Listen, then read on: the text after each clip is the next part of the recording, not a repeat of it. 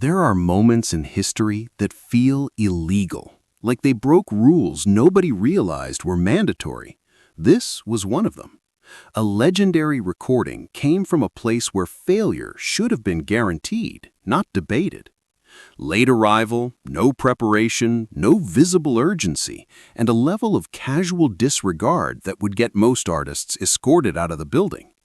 Everything about the situation pointed toward collapse, the kind people later reference as a cautionary tale.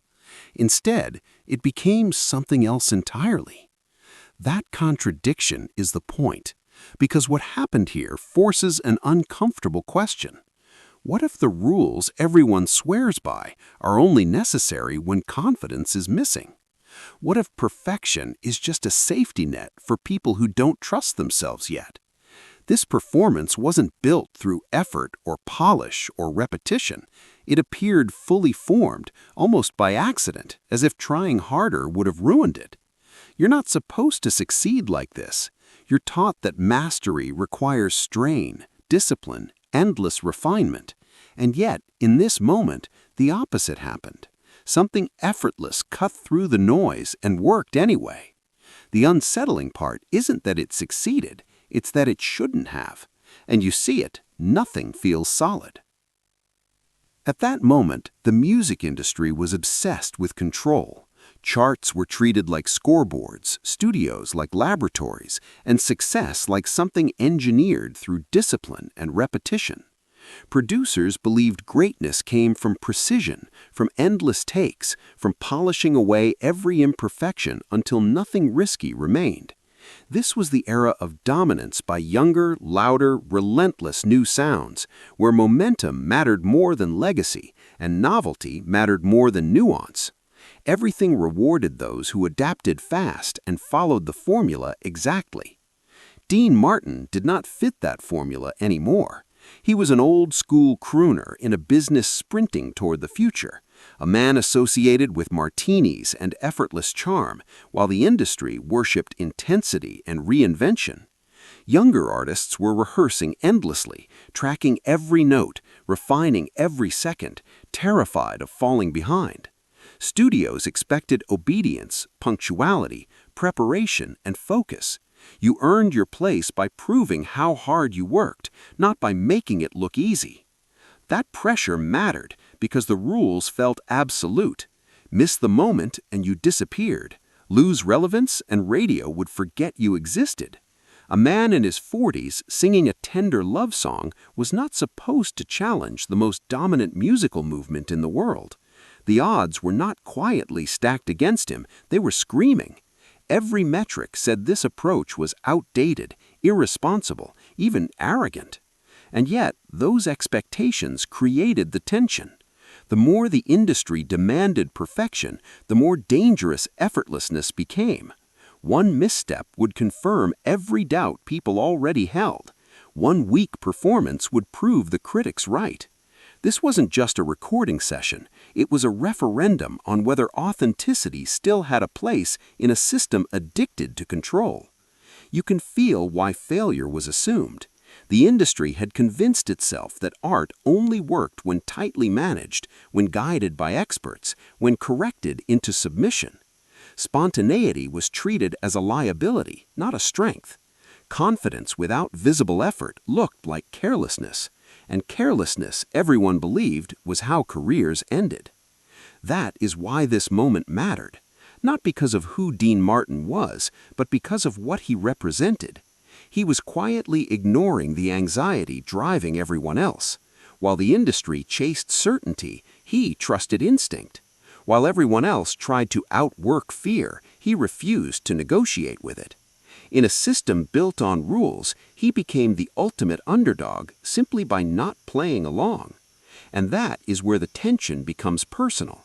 Because every system eventually teaches you to distrust ease, to equate struggle with value, and to believe that calm confidence must be hiding laziness underneath. The industry didn't just doubt him, it doubted the idea that something honest could survive without force. That belief shaped expectations long before a single note was sung. which is why, walking into that session, the outcome felt predetermined, not because of what might happen, but because of what everyone believed was allowed to happen. Failure wasn't a possibility, it was the assumption everyone quietly agreed on before the door even closed that day. He walked in as if the world outside didn't exist, late by 2 hours, with a half smile that suggested he knew something the rest of the room could only guess at. The engineer, new and already tense, felt a pulse of unease. Every second of tardiness, every casual gesture was a signal that things might go wrong. The producer, calm from experience but silently alert, understood immediately. This was Dean Martin, and he had his own rhythm. Not the rhythm of charts, deadlines, or expectations, but of instinct, habit, and perhaps something no one else could teach. What did it mean for the session? Could someone so seemingly indifferent produce something extraordinary, or was this an impending disaster waiting to happen? That question hung over the room like a tangible weight. Dean's movements were loose, unhurried. He set down his drink with the grace of someone who had rehearsed informally 1,000 times without anyone noticing. The cigarette between his fingers was more than a habit, it was a punctuation mark, a signal that he arrived on his own terms. The orchestra, the engineer, the producer, they were all caught in a state of suspended judgment. Could this casual, slightly inebriated figure really lead them to music worth recording? Their doubt was a shared pulse, a silent conversation across glances and subtle shifts. The engineer's perspective became the lens through which the audience could feel the stakes. Every twitch of the musician, every adjustment of the microphone, every raised eyebrow of the producer mattered. It was not just about notes on a page or sound levels on a console. It was about whether human intuition could defy expectation. And Dean, with a subtle nod, acknowledged the room without answering its unspoken question. Could he transform casual presence into perfection? That tension, the uncertainty, was what made every heartbeat in the room quicken. Dean picked up the sheet music, gave it a glance, and set it aside. A mere 30 seconds of attention, and yet it carried more weight than hours of preparation would have. The room, conditioned to meticulous rehearsal, sensed a rule had been broken. Could the outcome possibly be as flawless as the procedure demanded? The contrast between expectation and reality grew sharper with every measured breath. The underdog, late and seemingly careless, was about to confront the invisible authority of conventional wisdom, and the engineer watched, fully aware that he was witnessing an anomaly. Every action Dean took challenged the norms the engineer had been taught to obey. Punctuality, rehearsal, preparation, each seemed irrelevant, almost trivial, and yet through that casual defiance a quiet authority emerged. Could experience and instinct outweigh methodical rigor? The room's tension was palpable, a blend of skepticism, curiosity, and the faint thrill of seeing tradition questioned. The audience, through the engineer's eyes, could sense that what they were about to hear might never be replicated, a fleeting collision of talent, circumstance, and audacity. The atmosphere was taut with possibility.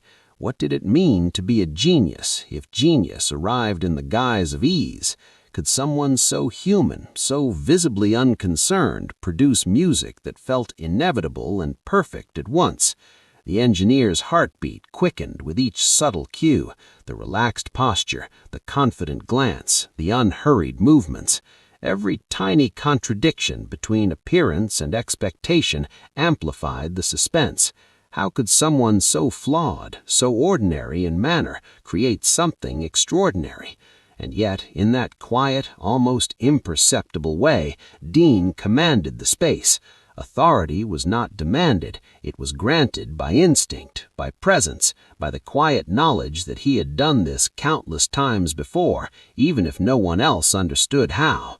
The engineer, representing every listener, every observer, felt the tension of a moment poised between disaster and brilliance. Could perfection emerge from casualness, from imperfection, from an audacity to ignore expectation? It was a question that would not be answered until the first note rang out, leaving everyone suspended in anticipation of what seemed impossible but was about to become reality. Dean lifted the microphone with a calmness that seemed impossible, as if he were simply beginning a conversation rather than attempting to record history. The orchestra, trained to respond to every cue with precise timing, began its gentle rhythm, and yet there was no hesitation, no formal rehearsal, no careful calibration of every note. Could someone so relaxed, so visibly unconcerned, create a moment that would silence doubt and command attention? The first words left his lips, and something shifted. It wasn't just the melody, it was the texture of his voice, the warmth and effortless sincerity that bypassed expectation entirely. Listeners, if they were present, would feel it too, the quiet awe when something appears to take shape naturally, as if it were meant to exist in this exact way. The room itself seemed to pause in recognition. Each note landed with an ease that contradicted the tension that had been building for hours. How could it feel so perfect when nothing about the setup had promised perfection? There was no strain in his phrasing, no attempt to compensate, no calculation of effect. The power of the moment wasn't in technique, it was in the honesty of delivery. Every musician responded to the subtle energy, adjusting instinctively, as if they had all been waiting for him to guide them with nothing but presence. It was as though the music itself had recognized its leader, and in that recognition, the ordinary became extraordinary. The engineer, a surrogate for anyone witnessing the scene, felt his heartbeat quicken as the first chorus swelled. Could this really be happening? Every trained impulse suggested it shouldn't, yet here it was, a performance that transcended expectation, one that had been impossible to schedule, impossible to rehearse, and yet now existed fully formed. Each note carried intention without effort, weight without struggle, attention resolved effortlessly through the authority of instinct. The contrast between what was expected and what was delivered created a subtle thrill, a mixture of disbelief and admiration that gripped the room and refused to let go. Dean's eyes never left the sheet music, though it had long since ceased to matter. His presence alone seemed to dictate the flow of time, slowing it just enough for each phrase to resonate fully. Was it luck? Talent? Experience? Perhaps it was all of them, seamlessly blended in a way that no one could replicate. The casual confidence in his movements became contagious, a silent permission for the orchestra to follow intuition over rigid rules. Every chord, every pause, every subtle rise and fall contributed to a growing sense of inevitability. This wasn't just a performance, it was a quiet assertion that mastery could exist without effortful striving, that beauty could emerge unbidden when expectation was suspended. The room's energy shifted again, from tension to awe, and with it, the impossible felt natural. The untrained observer might have assumed the singer had simply delivered a standard take, but those attuned to nuance, the producer, the engineer, the musicians themselves, recognized something deeper, something that defied logic yet felt undeniable. Could it really be so simple?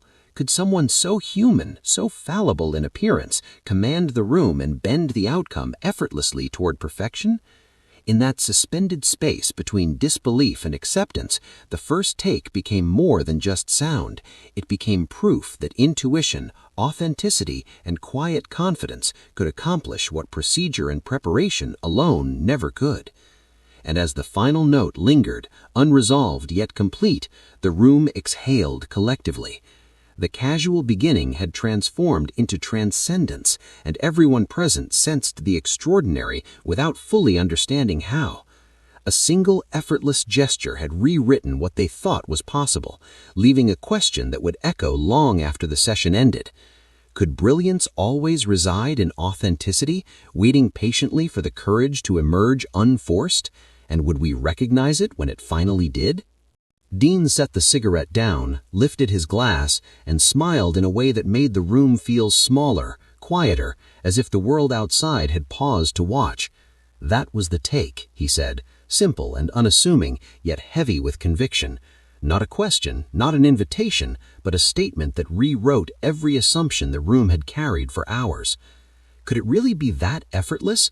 Could one person showing up on their own terms reject the rituals of perfection and still deliver what every rulebook insisted was impossible?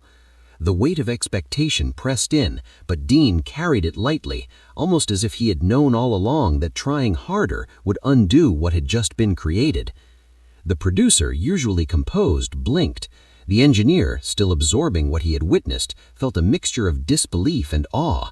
What did it mean when someone deliberately refused the safety of repetition, the comfort of control, and yet landed precisely where it mattered most?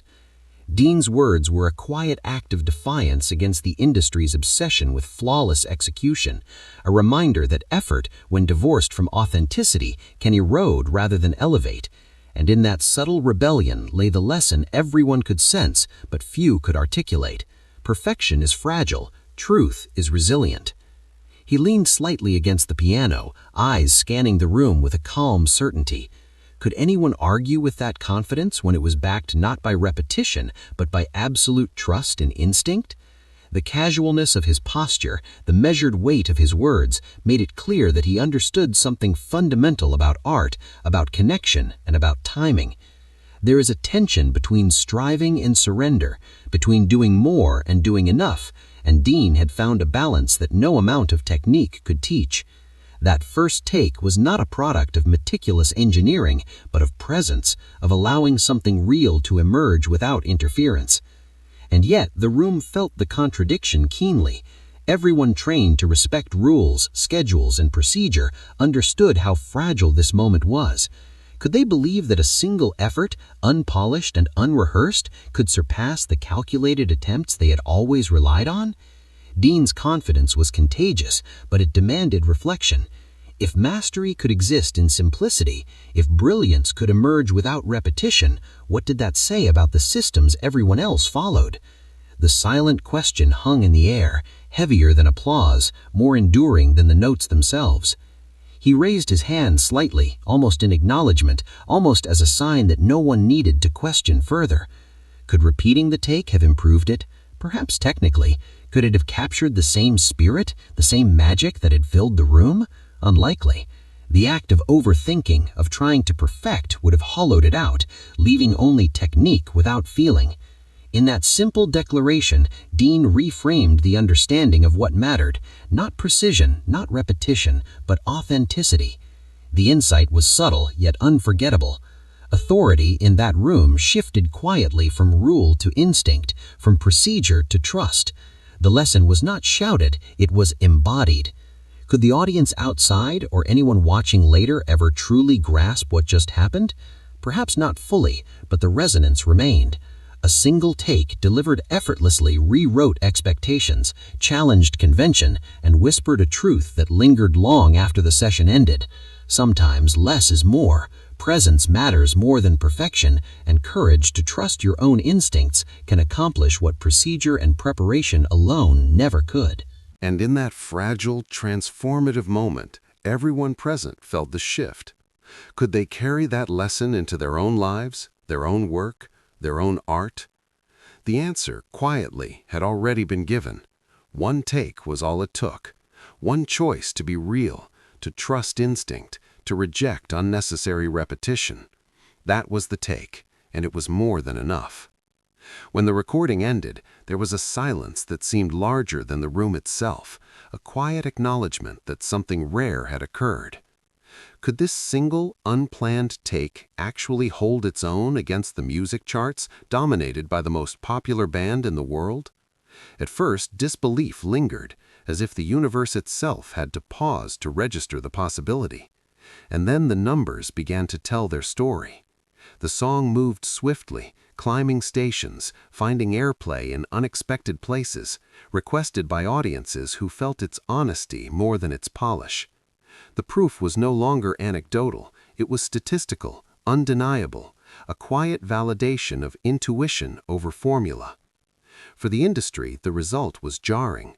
Established expectations had been set, the methods of success codified and repeated endlessly, And yet here was a 47-year-old artist, slightly intoxicated, arriving late and performing without rehearsal, overturning predictions and capturing the top spot.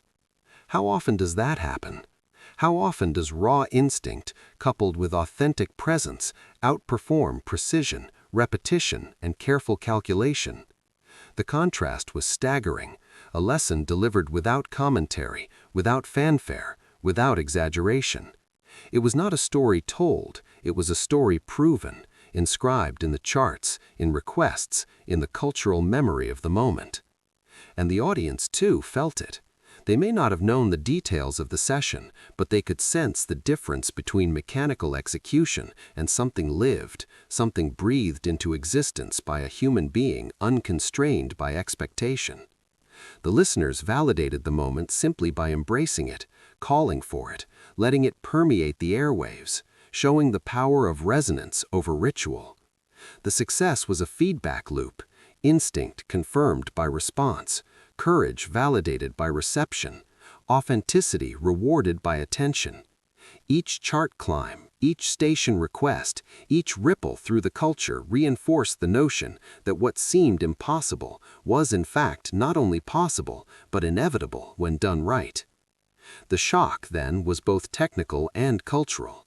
The Beatles still dominated headlines, still defined the sound of an era, yet this song carved its own path, creating a space for different styles, different approaches, different human experiences to thrive. How could this happen without strategy, without manipulation, without overthinking? The answer was almost too simple: truth. People respond to what feels real, to what resonates on a human level, to what honors connection over calculation. Dean Martin did not engineer a comeback, he embodied one, demonstrating that presence, instinct, and courage could disrupt expectation in a way no spreadsheet or trend forecast could predict. For those witnessing, for those hearing, for those reflecting later, the outcome solidified a myth that had been whispered for decades, that mastery sometimes looks effortless, that risk can reward more than caution, and that being oneself, fully and honestly, can eclipse every rule of convention. Could anyone argue with that evidence? Could anyone claim that preparation and repetition always trump instinct when the charts, the airwaves, and the audience say otherwise? The quiet confidence of the result left a space for reflection, for humility, and for understanding that sometimes the most unorthodox approach delivers the most lasting impact. And so the record stood, not as an anomaly, but as proof, a benchmark, a cultural touchstone. Could this have happened any other way? The data, the requests, the climbing numbers, all pointed to the same truth. This was a moment validated by reality, an outcome that demanded acknowledgement. Success, in this case, did not shout, it resonated, and in its resonance, the lesson endured. That one take, that single act of instinct and authenticity rewrote expectations, challenged assumptions, and left an imprint that confirmed one simple truth: brilliance can emerge from courage, and courage can arrive quietly, without fanfare, and still change everything.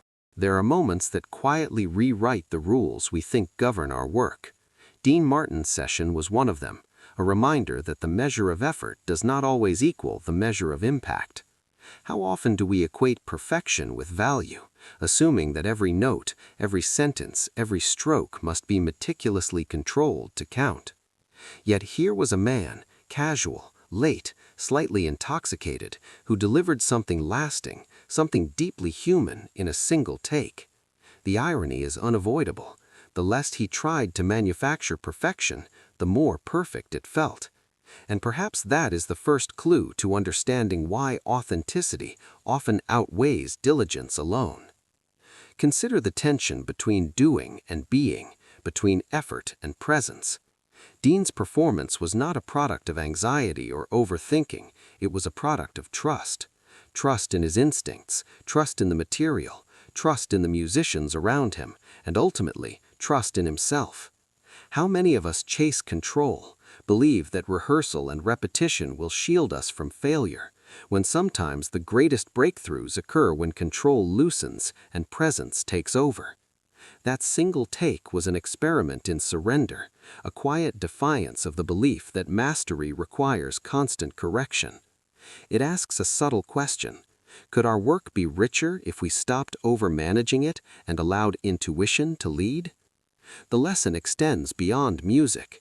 Creativity in any field, writing, design, performance, leadership, carries the same paradox.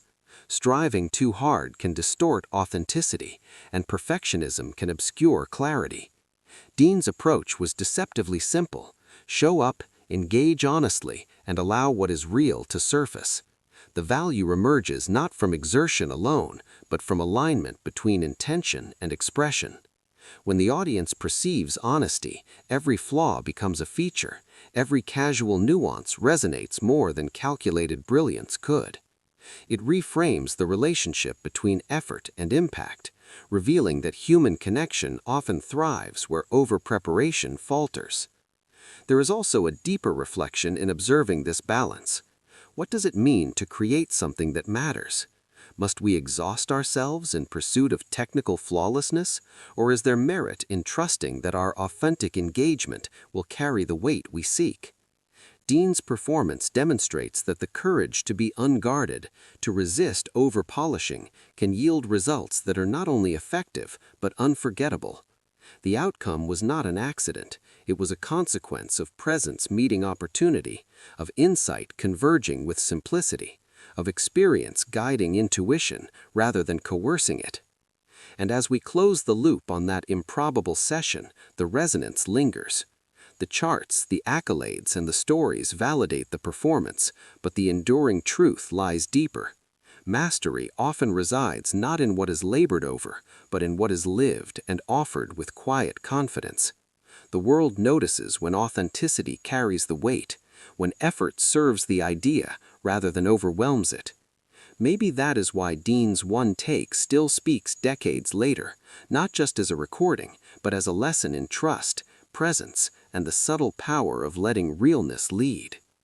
Ultimately, the session reminds us that brilliance need not be forced. Sometimes the most lasting impact arises from restraint, from simplicity, from the courage to let what is already within us flow naturally. Effortless does not mean careless, and perfection does not guarantee resonance. And maybe that is the final truth. When presence is allowed to speak, it carries a weight no amount of striving ever could, leaving behind something timeless, unforced, and unmistakably human.